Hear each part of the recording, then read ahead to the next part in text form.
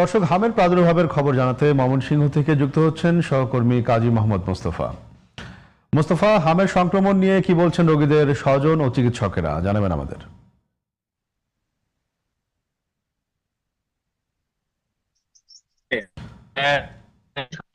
এক শিশুর মৃত্যু হয়েছে, হাম সন্দেহে আরেক শিশুর মৃত্যু হয়েছে। এ পর্যন্ত 32 শিশুর মৃত্যু হয়েছে ময়মনসিংহ মেডিকেল হাসপাতালে।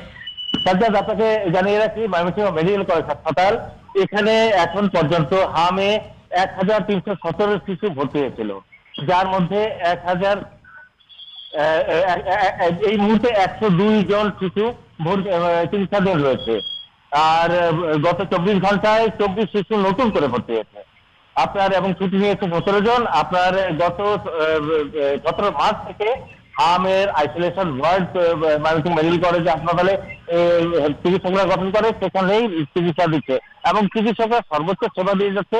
আপনার হামের একমাত্র ছিল টিকার বিকল্প নেই। আপনার টিকা নেওয়ার আগ্রহে এবার প্রচুর টিকা নিয়েছে এবং প্রায় 100% ময়মনসিংহ জেলায় প্রায় 100% টিকাদান সম্পন্ন হয়েছে।